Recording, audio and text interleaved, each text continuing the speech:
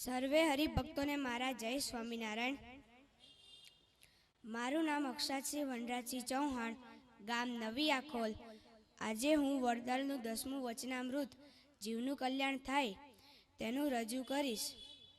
સંવત 1882ના પોષ સુધી એકાદશીને દિવસ શ્રી સહજાનંદજી મહારાજ શ્રી વડતાલ મધ્યે શ્રી લક્ષ્મીનારાયણના દરબારમાં લીમડાના વૃક્ષ હેઠે પાટ ઉપર ગાદી તકિયા નંખાવીને વિરાજમાન હતા ને અંગને વિશે સર્વશ્રેત વસ્ત્ર ધારણ કર્યા હતા ને પોતાના મુખારવિંદને આગળ મુનિ તથા દેશ દેશના હરિભક્તોની સભા ભરાઈને બેઠી હતી. તે સમયમાં ગામ ભાદરણના પાટીદાર ભગુભાઈ આવ્યા. તેમને શ્રીજી મહારાજ પ્રત્યે પ્રશ્ન પૂછ્યો છે, હે મહારાજ, જીવનું કલ્યાણ કેમ થાય?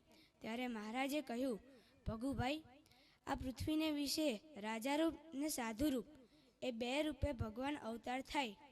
જ્યારે રાજા રૂપે ભગવાન અવતાર થાય ત્યારે તો તે 39 લક્ષણે યુક્ત હોય, ને જ્યારે સાધુ રૂપે ભગવાન અવતાર થાય ત્યારે તો તે 30 લક્ષણે યુક્ત હોય. જ્યારે રાજા રૂપે જે ભગવાન હોય તે તો 64 પ્રકારની કળાએ યુક્ત હોય તથા સામ દામ ભેટ દંડ તે 4 પ્રકારના ઉપાય તેને યુક્ત હોય તથા શૃંગાર આદિ જે 9 રસ તેમને યુક્ત હોય. ને જ્યારે સાધુ રૂપે જે ભગવાન હોય તેમાં તે લક્ષણ હોય નહીં. ને રાજા રૂપે જે ભગવાન હોય તેમને જો આફતકાળ આવ્યો હોય તો મૃગ્યા કરીને પણ જીવે, ને ચોર હોય તેમને ગરદન પણ મારે, ને ઘરમાં સ્ત્રીઓ પણ રાખે. જ્યારે સાધુ રૂપે જે ભગવાન હોય તે તો અતિશય અહિંસા પરવર્તે, તે લીલા ત્રણને પણ તોડે નહીં, ને કાષ્ટની તથા ચિત્રામણની સ્ત્રીનો પણ સ્પર્શ કરે નહીં. માટે જે સાધુ રૂપે જે ભગવાનની મૂર્તિ ને રાજા રૂપે જે ભગવાનની મૂર્તિ એ બેની રીતિ એક હોય નહીં. ને શ્રીમદ ભાગવતના પ્રથમ સ્કંદને વિશે આ ધર્મને આ પૃથ્વીને ધર્મના સંવાદે કરીને જે રાજા રૂપે શ્રી કૃષ્ણ એક ભગવાનનો અવતાર તેમના 39 લક્ષણ કયા છે, ને એકાદશ સ્કંદને વિશે શ્રી કૃષ્ણજીને ઉદ્ધવના સંવાદે કરીને સાધુ રૂપે જે દત્તાત્રેય કપિલ આદિ ભગવાનના અવતાર તેમના 30 લક્ષણ કયા છે.